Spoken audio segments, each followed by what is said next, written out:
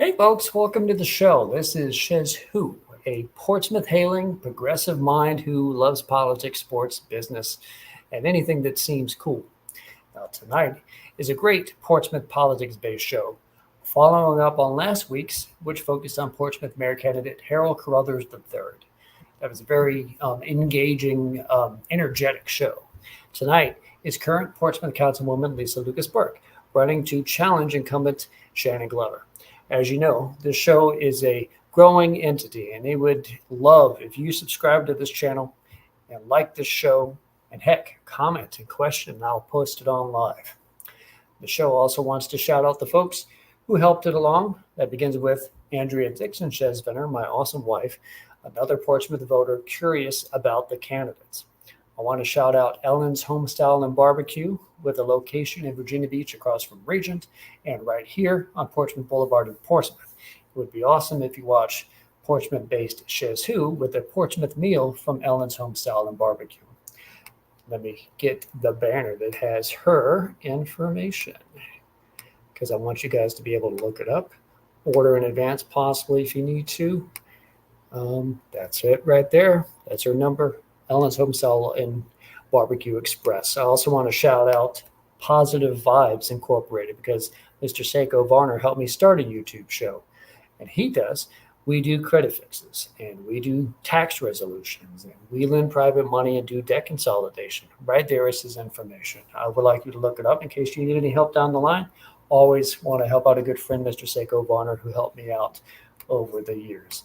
Now, of course, we are about to bring on right now Councilwoman Lisa Lucas-Burke, who is running for mayor in Portsmouth, and a good friend of mine, Mr. Sergio Neal, who's now on the stage, but he will be driving, so he is able to listen to everything. I want to begin by asking the Councilwoman how her day was so far. Well, good evening, says who. And I am Lisa Lucas-Burke, Vice Mayor in the city of Portsmouth. And I've had a wonderful day, busy day. And I think my days go more productive when I'm busy because I tend to get a whole lot more done. Mm-hmm. And hopefully you didn't spend too much time outside because, man, it has been hot. It has been hot, and I have been staying indoors and staying cool whenever I can. Excellent. We had a ribbon cutting yesterday, and it was so hot. But we support our new businesses when they come to town, and definitely support our ribbon cutting for our new businesses showing up right here in Portsmouth. I'll roll right in with that if you don't mind. I'm curious, what business was that? Where was it? That was a GT as a new commercial tire center, and it's on Lee Road over by the port. So there specializes in tires, commercial tires for our big rigs, our chases that deliver the containers to our ports. Excellent. That's cool. I always love to see new things popping into Portsmouth and providing great new businesses. Absolutely. As a councilwoman, I'll lead in with this. You have wanted to become a councilwoman the first time as a fan of politics. What drove you to it? Well, I ran in 2016 because I had seen my council in the city of Portsmouth having a little bit of a struggles with getting new businesses and incorporating citizens into that process, and just seeing more of what people wanted to engage in as far as restaurants and shops and eateries and things that would attract not only our own citizens, but visitors to the city of Portsmouth. So in 2016, I threw my hat in the race for Portsmouth City Council. And ultimately, out of 10 people in the race, I was the top vote getter in that race. So the comments and the platforms that I shared and my passion for bringing new businesses to the city of Portsmouth is what got me engaged in that process. And mind you, I was on the Economic Development Authority as a member and chair of the Economic Development Authority for 6 years prior to my run for Portsmouth City Council. I really started getting involved with the local version of politics back when I lived in Virginia Beach in 2018. That's when I ran for my first time. I've been engaged ever since. I had been interested in things like greater public transportation, flood mitigation a lot. That's the type of stuff I ran on. Would you think that your platform now for mayor is all that different than the goals that you wanted to achieve as far back as 2016? I think they're pretty much aligned. I still have the platform that I initially started with, which of course to build upon our economic development, because we still need new businesses, we still need innovative ideas, we still need new attractions that would bring in more citizens and more visitors to our city. I also believe that, through our economic development, bringing developers on who could bring new housing opportunities. So I have added housing as a platform on my mayoral campaign, because I believe that affordable housing is an issue that we face. And of course, with our homelessness, there should be housing at every level, and we should be able to work to make sure all of the needs of our citizens are addressed. So not only through healthcare access as well, because we in the city of Portsmouth don't have a place where we can go for any urgent care. We have to go to a patient first, a couple cities across lines in order to get those urgent care needs met. Of course, we do have our Maryview and our Naval Hospital, if you're a veteran, to attend those places for your medical care. But having a patient first or some type of location where we can get that urgent care treatment would be paramount to helping our citizens right here in the city of Portsmouth as well. I second that because as someone who would like to have a child in Portsmouth down the line, being able to literally have a child in Portsmouth as opposed to having to drive to Norfolk or something like that would be a key variable to improvement.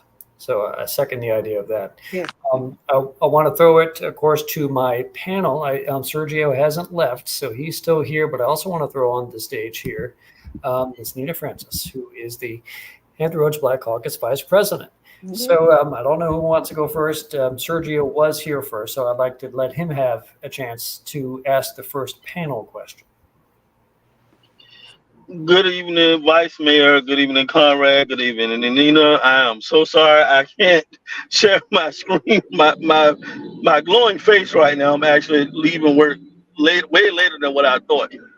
But in my line of work, that's what it comes with. That's just the nature of the beast. But anyway, to Vice Mayor Lucas-Burke, what do you see that can be done as the mayor to kind of rebuild the relationship between the council as a whole? Because I see that there's some dissension currently. It's been full of drama with this current council, and it shouldn't be that way. And I think, it lacks, people start to lose respect for the council as a whole based on some of the things that have taken place.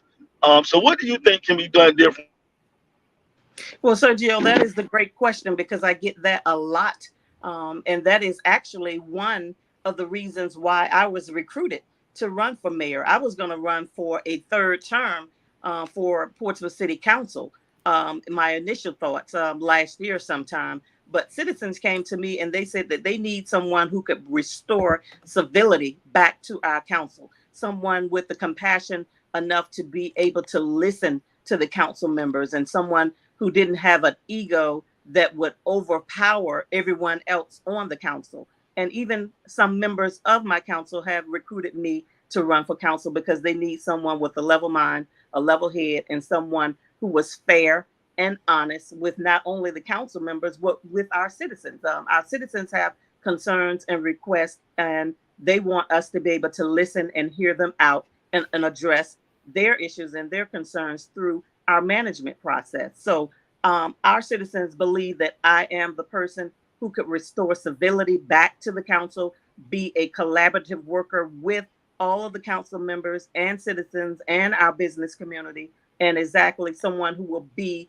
a consensus builder with council, because it might not be my idea that get pushed forward sometime. I have to maybe take a step back and hear what the council wants to push forward at the time. And if we are able to come together as a 7-member council to bring a consensus, to bring about the best decision for our citizens, then that is what we need to do.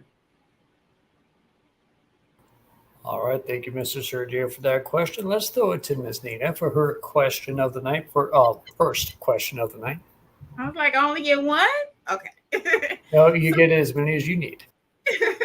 So recently you were at my civic league meeting. Okay. And my neighbors have voiced concerns about apartments and various housing areas that are being developed in their neighborhood. Well, our neighborhood, because I'm in Yeah. here too. So, Right. if elected, what would you do to help them with some of their concerns, like the traffic, the crime, and the schools, overloading the schools? What are your thoughts? What can be done about that? Well, thank you, Nita, for that question, and thank for remembering that I did attend your civic league. But I believe that having a mayor who could work well with not only our city management team but our council to come up with solutions that would study traffic patterns, that would address any issues such as lead green lights or too much traffic on one street, or too many dense properties in one location that would cause the citizens who are already residing in those areas to have to impede with traffic.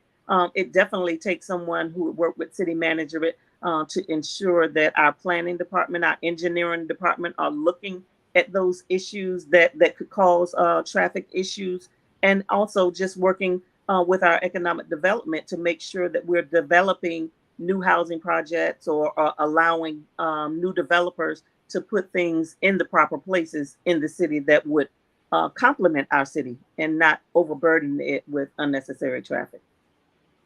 Thank you. All right. Mr. Sergio, would you like to ask the next question?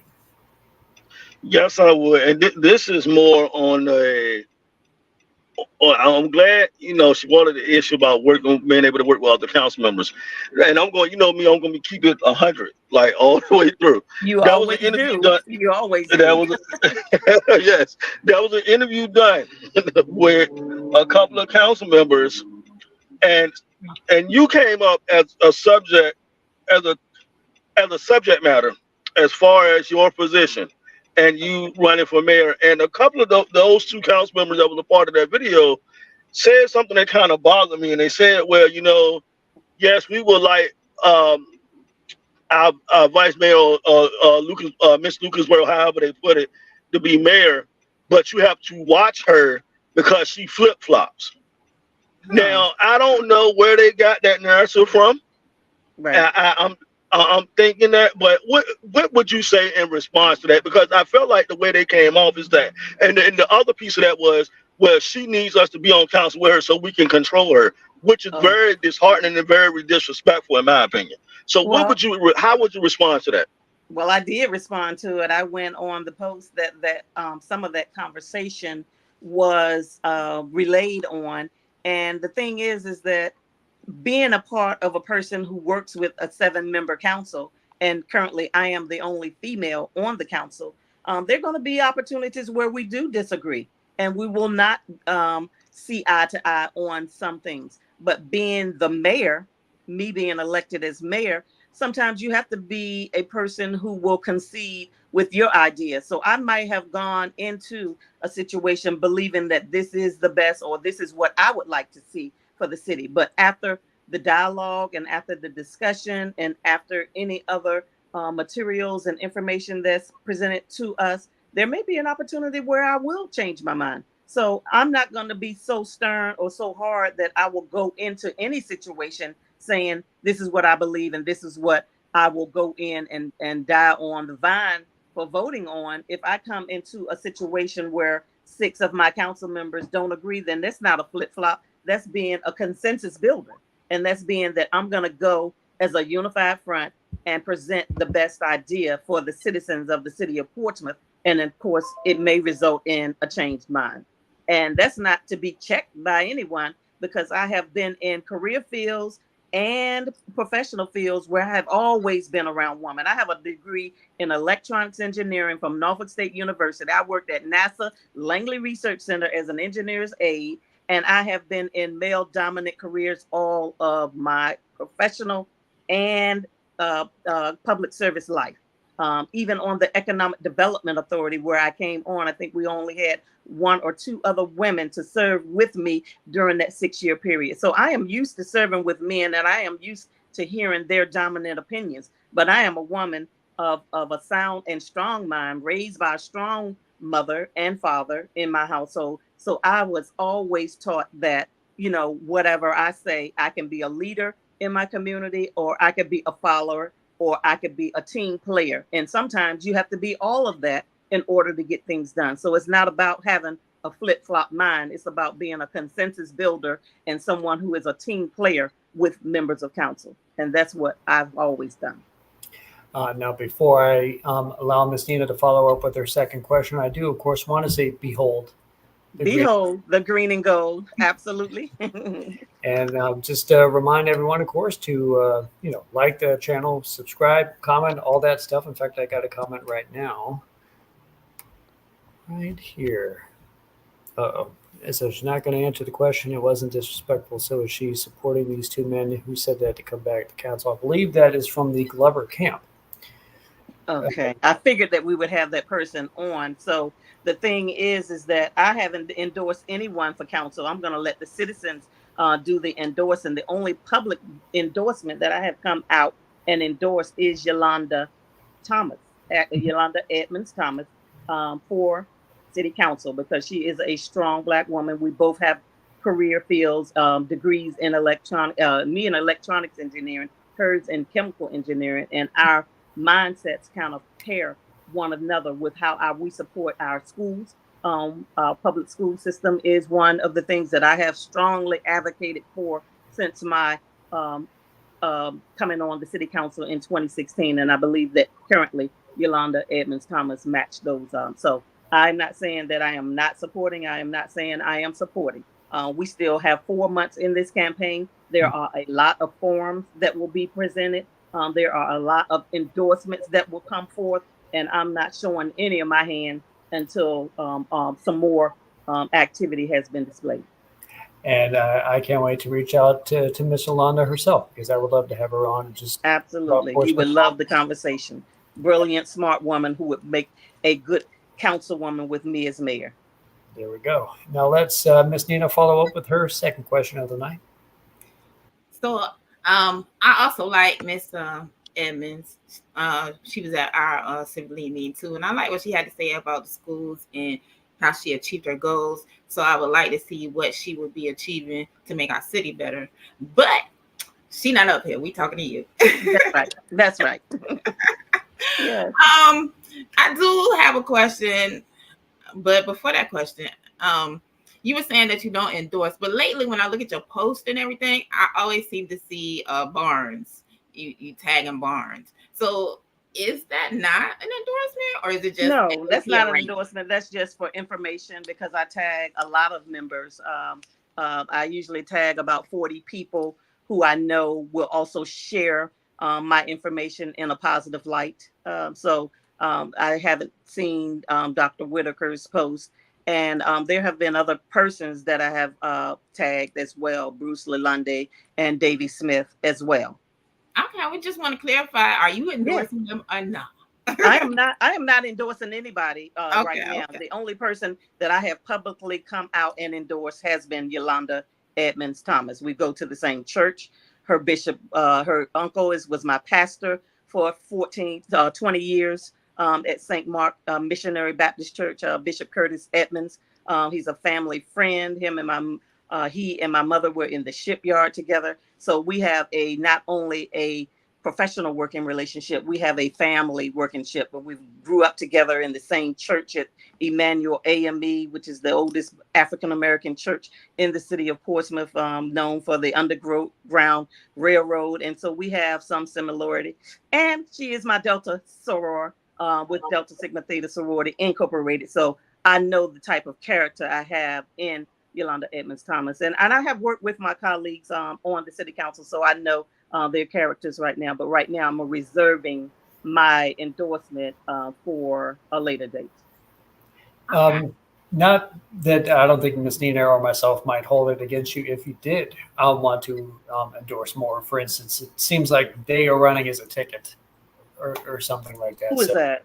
Um, Well, the only people that we see that's running as a ticket right now, because we see how the signs are being aligned in the community, and it seems to be my opponent and one other candidate that's running for city council. And it seems that we already know that the strategy is going to be to single shot those candidates. But I am a member of the Martin Luther King Leadership Steering Committee, and I have already received their endorsement. I have 3 other endorsements that are potentially on the way. We've done a ton of candidate questionnaires already, and I'm hoping to gain at least 2 of those that have been presented as well. all right. I also want to throw on the screen here from Brilliant Diva that Vice Mayor Lucas-Burke is a consensus builder. So I guess nothing wrong with that. It's always good to have good teamwork. Always, As long as always. the good things are being fought for. Such a thing, I would shout out to a recent time I went to Virginia Beach City Council, because up till a couple months ago, I was a Virginia Beach City Parks and Recreation employee, and we were in the midst of fighting for collective bargaining. And there was a vote that did not go through that supported Virginia Beach, even though I was a VB employee. I was fighting for that. I live in Portsmouth. I was there to watch as Portsmouth voted for it. Yes. So now that some time has passed, it's still an election season, but as someone like myself, I will admit I'm completely for it. Do you want to go ahead and speak a little bit more on it? I absolutely do, because a lot of the candidates who are in this race, including my opponent, ran on a campaign platform the last 4 years that they would support our firefighters and collective bargaining. And when that vote went down, I have always been a supporter of collective bargaining, because I have worked with our professional firefighters, and they have given us the information. They have been advocates for things that we need and want in the community. And we have been supporters of the things that they have needs. Their turnout gear, their tourniquet turnout gear, a second set, so that whenever they had a fire and they needed to be able to go out and do a second fire, they wouldn't have to put on the same soiled clothes from the previous fire.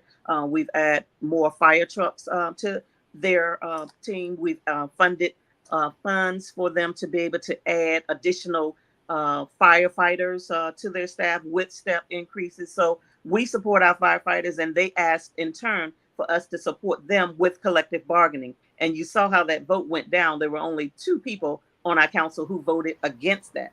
And everyone knows who those 2 persons are. I was a strong advocate for it, and right down to the finish. And I think that is one of the reasons why the professional firefighters will want to endorse me, because I kept my promise with them, with the information that they have been sharing with us for the past 4 years. And I think we also would point out that there was one member who was not there to even cast a vote.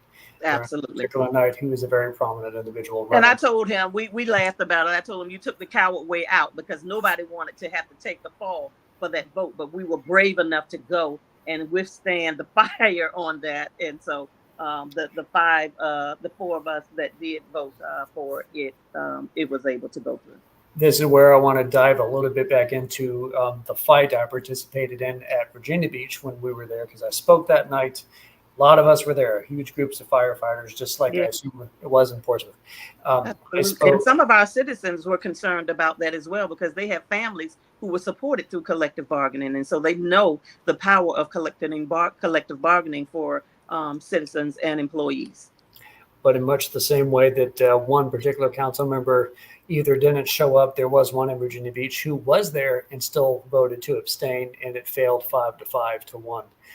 So it happens in multiple cities too. Yes. I would like to throw it now to Mr. Sergio for his next question. So I'm glad to be back on. No, but in all seriousness though, I want it's more of a statement this time. And Vice Mayor, I hope you respond to this. You know, a lot of people have given some criticism about her response when it came to the termination of a former city manager and the way it went down. And I'm going to be one to tell anybody right now, first and foremost, being real and keeping it real and coming with the level of passion that she did in that situation to let the citizens know exactly what time it was with that situation. my hat completely goes off to her, because I don't think anybody else would have gone to that level to let somebody know what time it was. People can say what they want about the language or whatever the case might be, but at the end of the day, one of the biggest problems in Portsmouth is that we don't really face situations until they become a real raging fire and everything is already burnt down. Then everybody want to hoop and holler about and something is wrong. That's a situation where somebody should have been paying attention and should have been watching the whole time. And now, case in point, we have had 4 city managers in 2 years. That is absolutely ridiculous. Right. I have never in my life seen another city do that. Maybe it may be one. I just know I haven't seen it. Right. All I'm gonna say is this. And until we understand, that we need people on our council, as mayor or as a regular council person, that can deliver that same level of passion, that can deliver that same level of energy to make sure that the citizens are given the level of transparency that we really truly deserve as taxpayers, no matter how much you pay and no matter where you pay it at. We definitely need to have that to keep that light firing. So I will give her credit where credit is due on that. Well, thank you so much. I mean, I was definitely passionate on that day when you first said that I was upset about the firing of a city manager. I was going to say which one, but I know which one you're talking about now. The thing is that I had a full 7-member council, all men, a male dominant council. It was my Delta day. Deltas were in the house to represent our public service and our advocacy for legislation and policies and ordinances that affect our communities, because that is what we do with our social action arm of my sorority. And when they chose to terminate our former city manager on that day, at Delta Day, when at least 2 of them told me that they weren't going to do it, I felt like that boiled every nerve, every bloodstream within me. And I probably could have handled it a different way, but I think that being real, and Sergio, you like to keep it real, that's how I responded to that moment. And I was mad, and I let them know how mad I was with their action on that. And I don't take it back today. That view, it was a million viewers who saw that. And I had people all over the country, Kenya, Africa, in Kentucky, and Las Vegas, and even down in Texas and Florida were telling me, please move to my city and please run for whatever you want to run for. We're going to support you, because we need people with that kind of fire when injustices are being done in our city. And they believe that I will be someone who will stand up for those matters when they occur. I was going to run for a third term on the city council. It wasn't my intent to initially run for mayor. The mayor and I were friends. We considered ourselves to be pretty much cordial. And when the citizens came to me in grove numbers demanding me to run for mayor, I wasn't ready at the time. I had to really think about it. I had to meditate on that, if this is something that I want to give of myself, because it is a sacrifice of your time and your energy. But I believe that I have the passion. I believe that I am the person who is going to be the game changer for the city of Portsmouth, because the citizens want someone who is going to be trustworthy and honest with them. Because if you say you're going to vote for collective bargaining, and at the end of the day, you do, then that's who they want. If you say that you're going to advocate for the issues because they're not getting their trash picked up timely, and you do, that's who they want to support them. When you say you're going to help businesses to come downtown in the city of Portsmouth, and you do, that's what they want to see. They don't want anyone who's going to promise you one thing and do another to please another population of people. They want someone who is going to be the same person, whether you're in a group of 2 people or when you have an audience of 20 people. And that's exactly who I am. I am the same in front of 2 people that I am in front of a full audience of people. And I don't change when the ethnicity of the group change. I don't change when the gender of the group change. I'm just me, because that's all I know to be. And that's what the citizens see, and that's who they want them to serve as their next mayor for the city of Portsmouth. And we definitely appreciate that, the drive to want to do a lot of good things. That's what I felt when I wanted to run. So I would like to throw it to Ms. Nina for what is something next that she would greatly like to see improved in Portsmouth and addressed for the mayor or mayor candidate. Mm-hmm. So, as a person who benefited from that outburst, because it took my TikTok from I got a lot of views on my little TikTok from that. There you go. Yes. So thank you. Uh-huh. But so transparency seems to be a problem in Portsmouth. Everybody is feeling like on this side of the dais, the citizens are feeling like we don't know what's going on. Right. So how would you bridge that gap between you guys and us? Well, the thing that I tell everybody is I'm a middle child. I had an older brother who, God rest his soul, is deceased, and I have a younger sister. So older brother, younger sister, middle child, I tell everything. And I believe that our citizens need to know what's going on. And if you don't have anything to cover up, then why would you try to hide anything? So I'm an open door. People text me all times of the day and the night and the week. People email me all times of the day and the night and the week, and I respond. And I'm honest with my responses. I don't have anything to cover up. I don't have anything to hide. And the things that I push are not to make Lisa look good. It's to make the city of Portsmouth look good. So I'm not saying that I do this project or I'm putting forth this effort or I'm bringing forth this idea because Lisa's going to look good. If I do anything, it's just going to make the city of Portsmouth look good. And anything that we do as a council, there's 7 of us. So how can you take the credit for one idea when there's 7 members of council who have to vote on that project or that idea? Conrad, can I follow up on that? Because I'm glad she just said that. Absolutely. We have seen over the last few council meetings, a couple of our council members especially one in particular, that claims that, and then tried to bring it back and spin it with, no, it won't just me, it was the collective, da-da-da-da. But we all know the real behind that. I'm glad she cleared that up, because one thing about it, 2 things for sure, at the end of the day, they all account for one individual vote.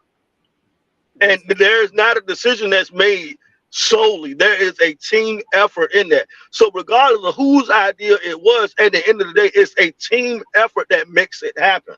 That's correct. And that one is no greater than the other. So I don't know where that narrative came from. And if people really paid attention, I'm just going to be what it is. That person wouldn't be on council. But it is what it is.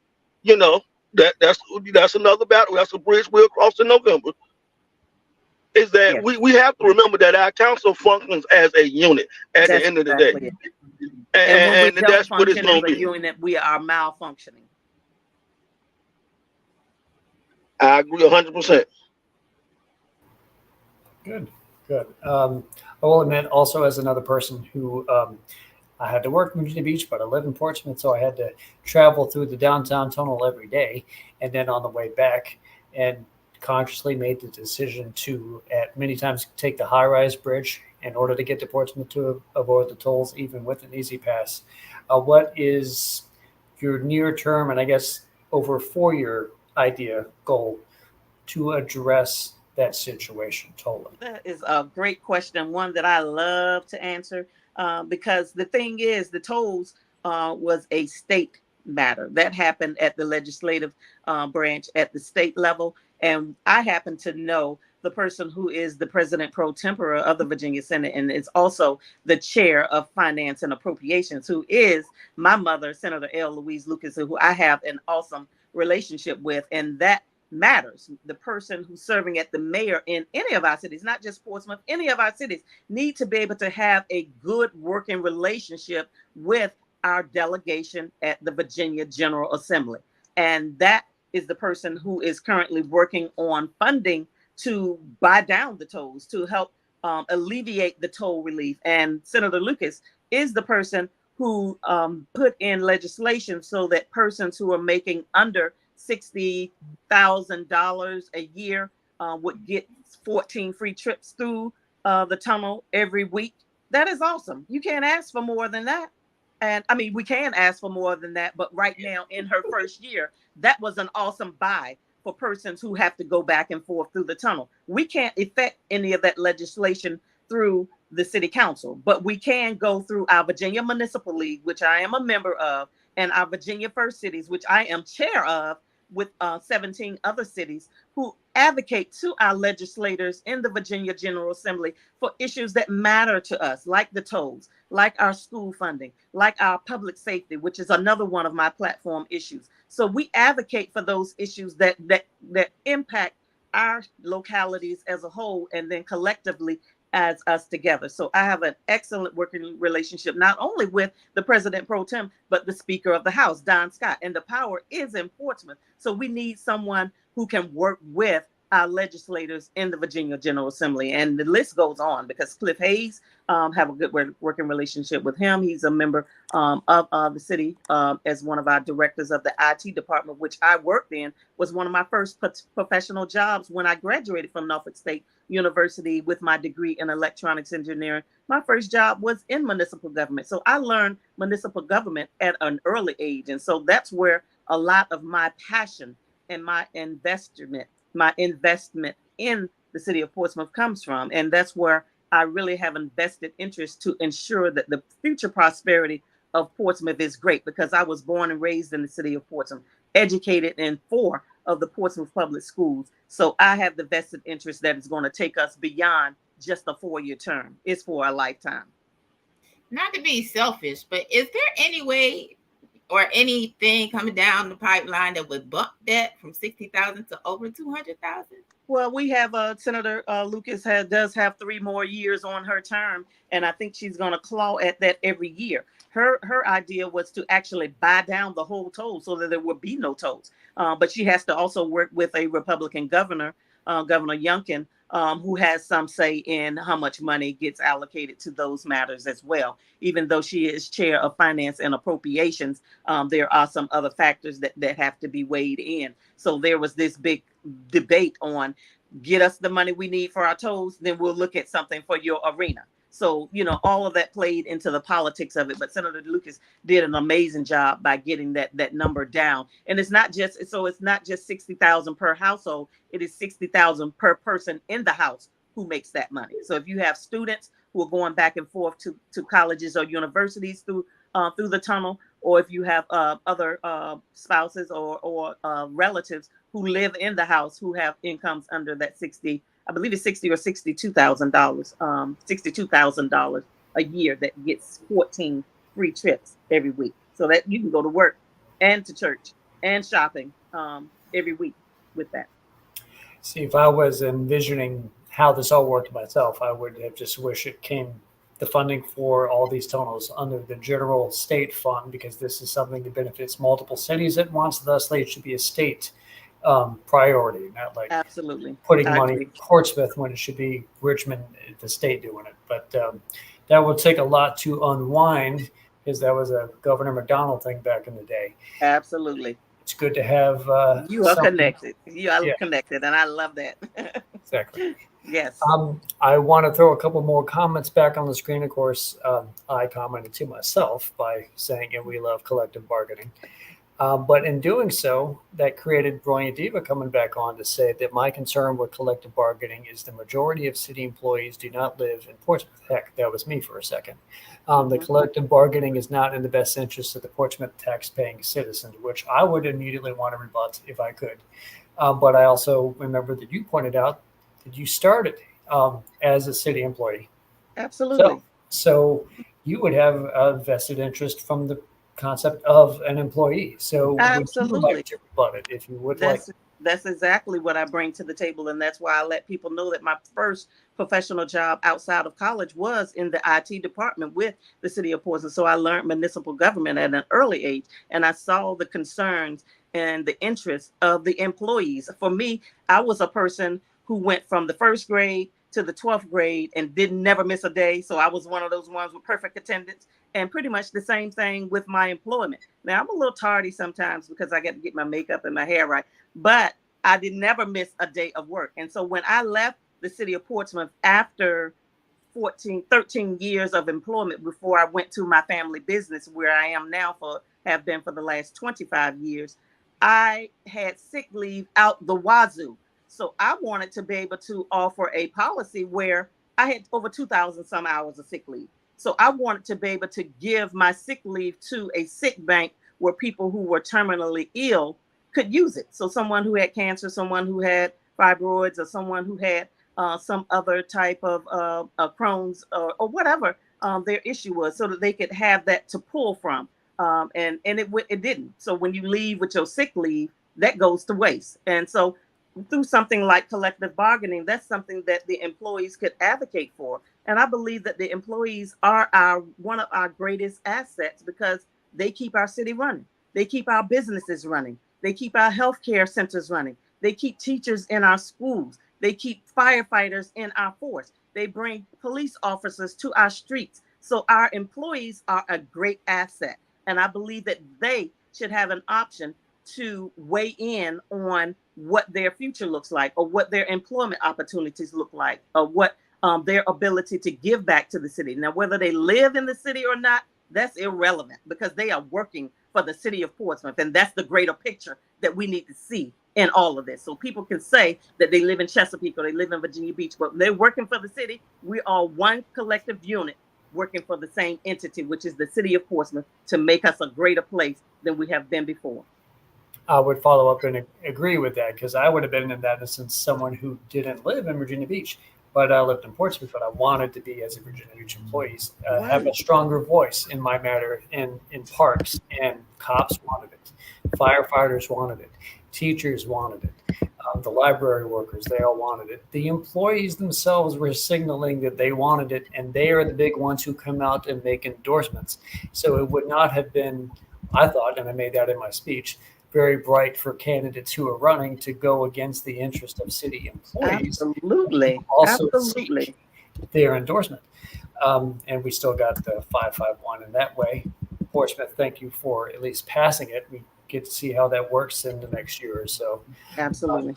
I also want to throw it to Costello Williams. Appreciate all you do to try to bring the city together. So you got another fan commenting here tonight about your greatness so far on city council and your ideas to make Portsmouth better by being mayor. Right. Did Sergio or Messina want to follow up any more on collective bargaining? Perhaps who might want to go next on their question? I did, and I really want to say from a person, my background in management, I've been in management in several different positions now, is that one thing I've learned over time is that your people are your best asset. That's and right. when you have people that are coming from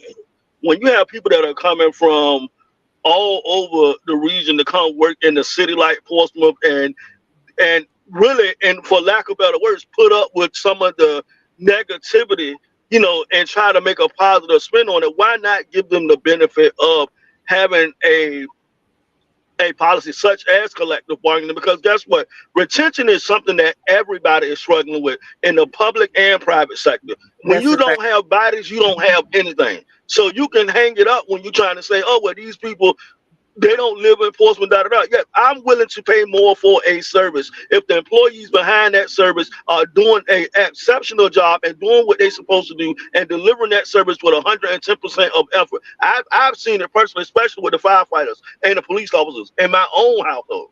I don't care where they live. I know when they come to work in Portsmouth, I know I can count on them to come and deal with whatever issue I might be having at any given time. So I'm all for it. Some people got to realize that, it's other cities that don't have that benefit, where they're constantly struggling worse than what Portsmouth is. We're trying to retain firefighters. We're trying to retain police officers and teachers, sanitation workers. My grandfather retired from the city of Portsmouth 40 years ago as a public works employee. So I get it. Trust me, I get it. And I'm not going to sit right here and say, yeah, what they don't. Anytime you go out to eat, you can go and eat somewhere where it might pay a little bit more, but the food quality is good. You should have that same mindset when you have people that serve in your city. Hey, they might not live here, but guess what? They come to work in here and they do an exceptional job. We should be proud to say we can take citizens from other cities for them to be a part of our city government employees. We should. That's a badge of honor. Because guess what? The talent might not always be necessarily in Portsmouth. We might have that thing where we can pull people from other regions to come here and work here. Exactly. Which brings me to my next thought, which was one of my other platforms, is the housing. So we don't have enough housing for everyone to live in Portsmouth. So we're glad when you have a firefighter to come to your door because you're having a heart attack or you had a medical emergency, you're not going to ask them, do you live in Portsmouth? You're going to ask them, do you have the credentials to care for me at this critical time in my life? And that's what I always say. When you have a police officer to come to protect and serve, you're not going to ask them, do you live in Portsmouth? You're going to ask, do you have the credentials? Are you equipped with what you need to make sure that I'm safe in this predicament right now? So I'm not completely sold on collective bargaining. I just want to see how it goes. Yeah. And I want to see how it, I guess, how the African American community survives in it. So, right. Well, that's why we need people that look like me to make sure that African Americans are advocated for throughout this process. And one of the things is that we were armed with information through our firefighters.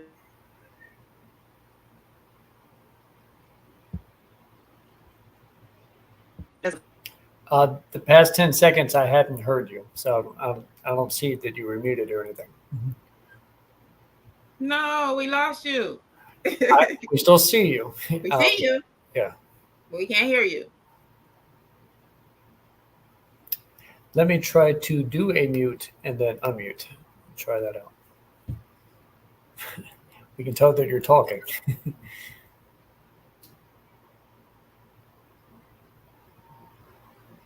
No.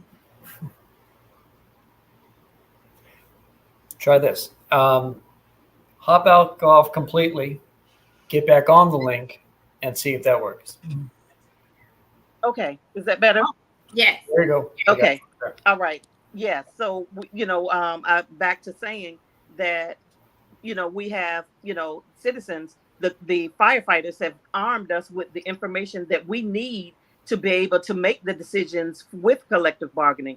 And the council has the final say. That's what a lot of people don't know. So it's not like the collective bargaining is in place and the employees have all of this right. I mean, we will definitely hear their issues out, but there are a lot of factors that are involved in this entire process that would give us leverage to be able to work together collectively.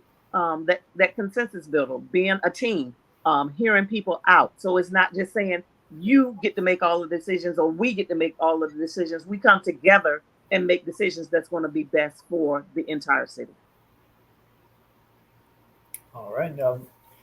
I want to piggyback off your wanting to throw housing in as a plank that you would like to address as mayor in Portsmouth. And good friend of mine who is running for council right now in Virginia Beach by the name of Philip Hines, in a group on Virginia Beach politics, is himself addressing housing, but he did it in a way that I wouldn't necessarily agree with. So I want to pose it to you, see how you like, because he shared a Salt Lake City news article about Salt Lake City's legalizing fourplexes in all residential areas, ending single family only zoning. And he was wanting to, hey, how do you feel about this in the Little Neck neighborhood or the Great Neck Point? Some cities may feel the need to do this to address their housing shortage, but we have plenty of space to build without affecting established neighborhoods, infrastructure, and the environment. So that's his opinion. I have my opinion. I like increased density because more housing means prices will drop and more people will be able to afford, at least long term. So your goal to be mayor, how would you like to try to help that? I definitely will. And I answered a very intense questionnaire through the Hampton Roads Realtors Association. And I believe that being a partner with our Hampton Roads Realtors will help us all to find more affordable options for everyone. I've been an advocate with the Wooter Group. They built in Portsmouth an apartment complex that's called Holly Point, and they're going to be building a second complex that is called Baines Point. And that provided an opportunity for persons who are in our workforce field to be able to find quality, affordable apartments. But not only that, but also to be able to find quality housing right here within our city. We get a lot of economic development opportunities that come through through different developers who build low-income tax credit housing. They build fair market housing options. But working with our Hampton Roads Realtors Association would help people to be able to find a price point that works well for them when they're seeking out housing.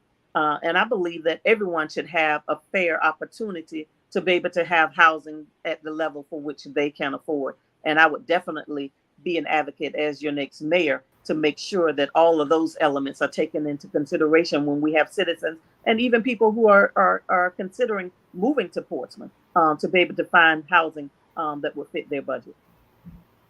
All right. Now, what I would like Conrad, I'm sorry not to interrupt, but I would like to follow up on that because that's one thing. One of the areas that I'm really passionate about is our public housing communities, because I think they get a lot of bad flack because people say, oh, well, those residents don't contribute to the city, da, da, da, da, and which I know as a product of public housing that's 100% not the case. So they might not pay in essence personal property tax, but however they still contribute through other ways when they go to shop and eat or whatever the case might be in this city through our tax base. But what I would like to go back and say is that in order for we say, oh, well, why do those residents want to stay in public housing? Da, da, da. All of them don't want to stay in that type of environment. Some of them want to move. However, the affordability might not be there based on their income. So why not give them another option and say, hey, look, this is something you could work towards affording, and it's in a better environment, in a better neighborhood, because we don't want to have that generation or after generation of people living in these quote unquote project-based housing. I'm so glad HUD is doing away with that type of narrative because it has driven a lot of people into places where they don't need to be. And it's becoming a dependency mindset. So I'm glad to see that we have these options coming to Portsmouth, and we have somebody that we have an option of, hey, really working with, hey, let's look at how can we make more affordable housing. That way, more of our citizens and people that want to come and move here have better options, because that's what people are more prone to stay if they can afford to live somewhere. That's just what it is. So I don't know why there's such a disdain for that, but I mean, I'm glad we have somebody that is paying attention to that. Right. Exactly. So I would like to, so I've been on a bunch of panels throughout the 7 cities, and one of them was military housing. So there's an abundant number of people coming here to the bases.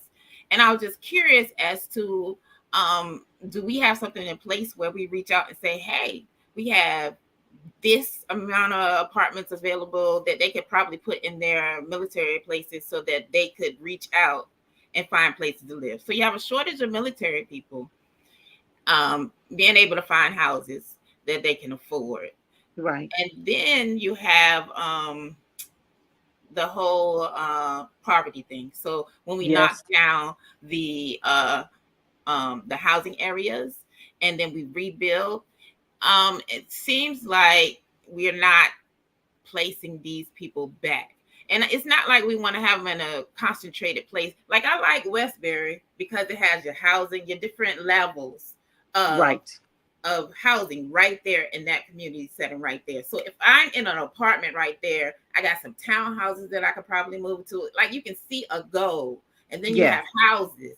So it's like we need more community or housing areas like that. No more of that. Let's lump them all in one apartment looking thing.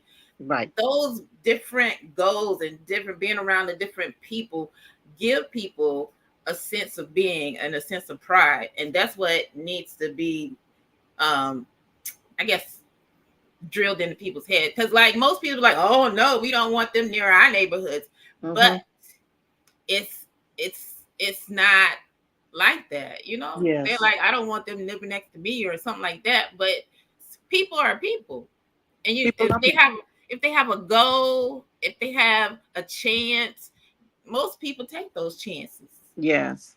And that's, as being a former member of the Economic Development Authority and as a former chair, that was one of the things that I advocated for. We were excited to bring Harbor Vista to our housing stock right across from our city hall. We were happy to bring, different levels of Ryan homes. We were happy to bring our Newport community. So those have been communities that have been developed over my time since 2010, just before I even became elected, working on the Economic Development Authority. And I still have a good working relationship with our Economic Development Authority director right now, Mr. Brian Donahue, who is helping to bring on more affordable options through our development teams as well. And I think people enjoy living at different levels, where there's apartments and there's townhouses, and then there's availability for the walkable districts for our millennials, and these new apartments with the Wooder Group that bought on the Holly Point. They were finished. They were actually all sold out before the development was even finished. So I called it something that's called filled before finished. And I know that when they bring on the Baines Point right there at the corridor, which will be in our innovation district, and that's a whole nother segment, SchezzWho, that we'll have to talk about with our innovation district. But they're going to be that housing community right there in our innovation district that will afford 50 more homes, actually apartments for citizens in our city. So we are looking at finding more ways to bring on more housing at different levels. We want to imagine and redevelop our waterfront, where our jail currently sit. And me, as a member of our Hampton Roads Regional Jail, I work with our team to ensure that our Hampton Roads Regional Jail was a place that our current jail inmates could go in the interim, while we're looking at how we're going to rebuild our seawall, our waterfront. And there are some seniors who want to have some affordable housing on that waterfront, because they're in other cities, but we don't have that option or that availability for many more citizens to take advantage of. So developing our waterfront is another passion of mine, and it's a part of my economic development platform that I would like to work as a consensus builder with members of council to first ensure that we go through the right process, whether that be a request for proposal and RFP process, or whether we get an unsolicited bid. However we choose to attack that, we need to get a developer who is going to have the best interest of our city in mind, to make sure that we develop a revenue generating entity that's going to bring entertainment, that's going to bring housing, that's going to bring business opportunities. So that mixture, I think, is what's going to bring about the unity that our city has been looking at. And then my last platform issues are, of course, public safety, because people are not going to want to come anywhere if the city is not safe. So I want to ensure that our police officers, that our police force gets the very specific attention and support that they need to hire and maintain their police force, to be able to put in step increases so that we're competitive across the region with hiring police officers right here in the city of Portsmouth, and making sure that we put in policies and programs that's going to help us to address the violent crimes that are occurring right here in our city. We don't want to be nationwide known for the city with the most violence. We want those numbers to decrease. And I think with us working collectively together with our city council, with a council that can work together, that is not at odds and at fights and at ends and at egos with the other members, saying that I brought about this issue, so it's going to be about me because this was my idea. But whatever, I don't give a flying fruit whose idea it is, just long as it's something that it will work for us. And we did stand up a crime commission. I was definitely in favor of it. Of course, that vote didn't look like it was going to go that way with my opponent at the beginning, but I don't really think that he wanted to be the only one to vote against it. So he did side with the rest of the council to bring on a crime commission. And that's citizens who are going to come together and kind of help us to identify, this is what's happening in my city, in my community. This is what's happening on my block. These are the people who I see that we need to address in different ways. These are the violence interrupters that we need to bring to the table to help us to address the violent crimes that are occurring in our city. And whatever that plan looks like, we need to be all in one unit, working together, unified with a consensus of our council that we're going to move forward to help address the violent crime and crime in our city. All right. I'm glad you touched on that. That was going to be my last question, because I happen to live on a street that had a shooting in January that did Yeah. take 2 lives. So I'm glad you were able to touch on that. Yeah. I also want to say that there have been many curse words on SchezzWho. So if you wish to ever let one fly, go right ahead. I've done it myself. And since that was going to be my last question, I want to see if Sergio and then Nino have any last questions they would like to ask. So, Mr. Sergio, give it a shot. I really didn't have. I'm glad she touched on crime, because that was one of the things I was going to bring up. And I will only ask is more of a what's your opinion on. We have, like, and I'm going to be 100% transparent with this. I'm on the community criminal justice board, and I was wondering, would there be a push at some point, or should it be a push at some point, to kind of merge the crime commission with the community criminal justice board? Because a lot of those personnel that are on the community criminal justice board are dealing with those individuals that have committed crimes in some level. So, and I think that will probably be a direction that needs to be looked at, just because of the level of as the many of different pieces that are in that commission as well. I think having those two bodies work together more, or at some point, that way, I think it'll really help kind of tackle that issue on a better light. Right. So, Jill, that's a good idea. One of the things that is a passion of mine is for all of these boards and commissions that deal with any kind of crime or any kind of prison or any kind of law would work collaboratively together to make sure that our crime commission gets everything that it needs to be a functioning unit. I think it's going to take not only the crime commission and the criminal justice board, but it's going to take us working with our police officers, us working with our council, us working with our citizens, us working with our Commonwealth attorney. And our Commonwealth attorney mentioned that she is working with the Attorney General Jason Myers on his ceasefire program that he's bringing to the Commonwealth of Virginia. So any of those ideas that bring funding, that bring ideas, that bring expertise, that brings professionalism in the field to this arena, we need to bring it all on. And I think that would be a good idea for at points for one meeting. Maybe there's a special presentation from the Criminal Justice Board, or maybe there's a special presentation from the Commonwealth Attorney's Office and the Attorney General. So I think collaboratively, all of us working together is going to be the number one key to having a prosperous future for the city of Portsmouth. All right. Hopefully that answered your question, Mr. Sergio. I'd like to have the last question be for Ms. Nina. Okay, so let's see. My last question is, what would you say to all the people who says, all your haters, your doubters, who say a vote for you is a vote for your mother, which I don't see a problem with, but what would you say to them? I would say that's a damn good answer because the senator has accomplished a lot for this city, and whether that people choose to believe it or not, she has done a lot for this Commonwealth of Virginia. She has been elected in the Virginia General Assembly for 34 plus years. She was elected to the Portsmouth City Council for 8 years. She has brought a lot of value to this Commonwealth. She has helped to reduce the tolls, and I make my correction where I said it was 60,000.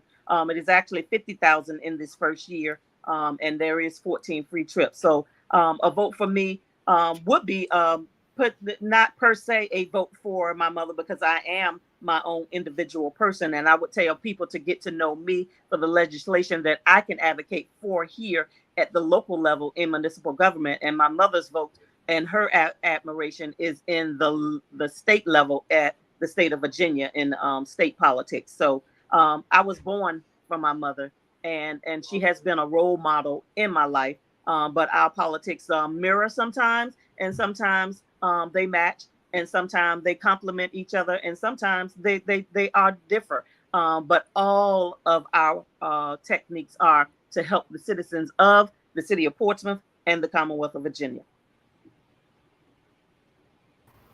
All right. Well, I want to thank Mr. Sergio and Ms. Nina for having all their questions. I will admit, right here toward the end, I did have my good friend Nakia Miller pop on. So it's a little time.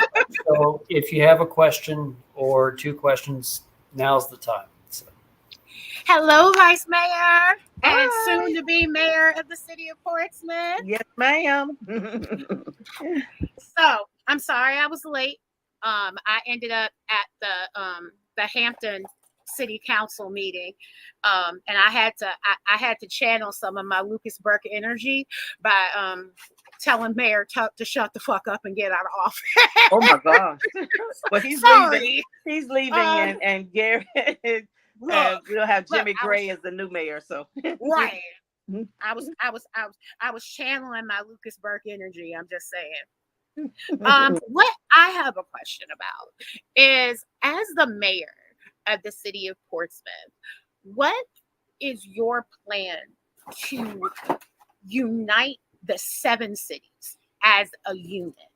Oh. Because you get, and I mean, I'm a peninsula girl, so, it's like the peninsula is on one side, the south side's on the other. Now that we've got the midtown and the downtown tunnels that are tolled so that, it creates economic hardships for everybody. The question is, how as a unit of Hampton Roads do you see yourself as an innovator to unite our area?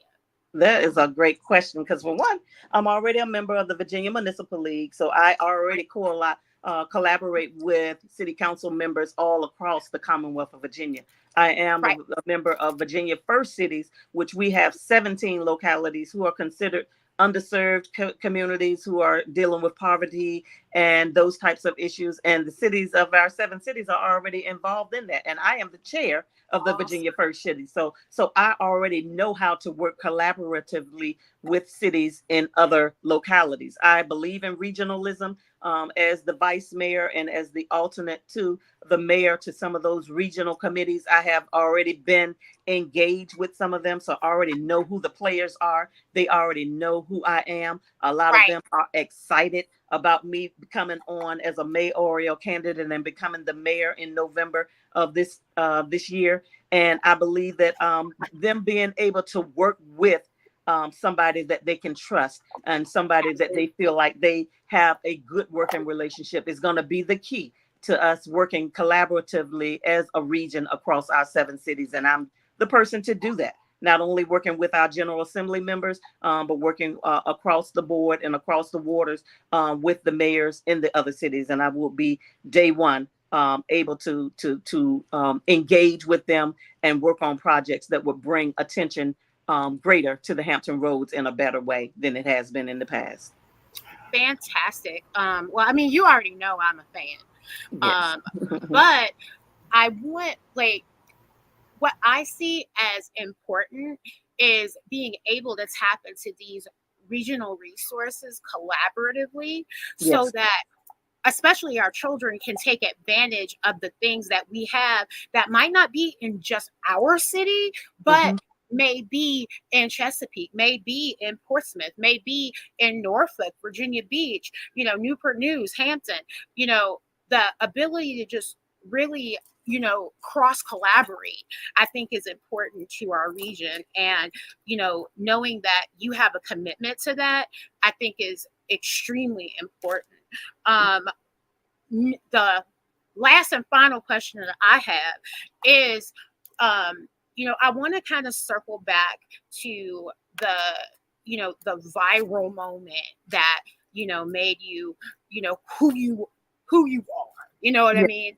Yes. And what I'd like to ask is, with the need to be collaborative when in the city council structure, what are some ways that you individually, not as the vice mayor next to Shannon Glover, but as the chairman of the city council, to make sure that the Portsmouth City Council stays collaborative? Well, for one thing, everyone has a voice and everyone has an opinion, and everyone needs a platform for their voice to be heard. My tagline for my campaign when I ran for city council, and I've carried it on into my mayoral campaign, is your voice for effective government. And I believe that as a body, 7 of us were elected to serve as a city council. Right. And of course, the mayor gets elected, but the mayor has no more authority than any other member on the council. So I know that, and I get that, and I understand. So I would give our council members the platform to be able to be leaders. And I don't have to take the lead all the time. I like how some of the other cities allow their council members to go and be the voice or be the representative for whenever there's an event. And of course, Kenny Cooper Alexander in Norfolk does it well. Of course, they do have wards that they represent, but we could find a way for our council members to be able to step up, because I'm not going to be able to be the mayor forever. So there would be an opportunity for those coming behind me to be able to learn how to lead and how to grow and how to serve in those capacities. And I think that would bring about unity in our city as well, when they're seeing all of us working for the cause. And of course, the things that I get to do is to go and to do proclamations when the mayor is not available. But I think that any of our members who are elected by our city as a whole, 96,000 members or 97,000 members, believe in any one of us to lead them in any situation. So I think coming together and having forums and having retreats where we get to learn each other a little bit closer would help with our unity and our collaboration, and us being a consensus builder, because then you would be more compassionate about some ideas that somebody else wants to have to bring to the table, rather than just your own agenda all the time. Absolutely. Well, I am looking forward to seeing you move and shake through November and onward. And yeah. All right. Absolutely. Yes. Councilwoman, I would like you to just have a parting selling point of yourself and your candidacy Yes. before we close out. Well, thank you. For one, I thank you for this opportunity. I was glad to be here with you all. I see some comments from some citizens in the community, and they know me. They know that I was born and raised in the city of Portsmouth. I'm educated in the Portsmouth Public Schools. I have a vested interest in the future prosperity of the city of Portsmouth. One other thing that I didn't touch on was our educational programs. I'm a strong supporter of our Portsmouth Public Schools and their educational aspirations to build a career and technical educational program for our students, because just trust that we know that all of our students will not have an opportunity or not even have an interest to go to college. So I believe that the career and technical educational programs will give them an opportunity to springboard their careers to be able to provide for themselves and their families. I believe that I have the passion. I believe that I am the person who is trustworthy to lead our city into the next generation of leadership for the city of Portsmouth.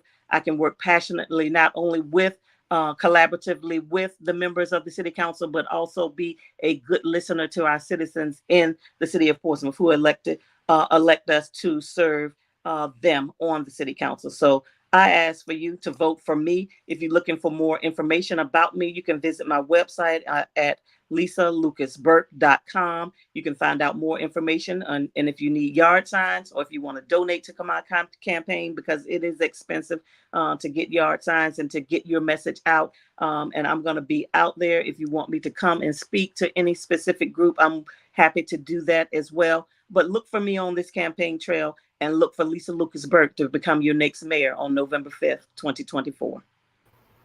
Excellent. And I want to thank you for coming on tonight. You didn't have to give us your time, but you did. So far, given us about an hour and 14 minutes of it. So again, I thank you so much for reaching out.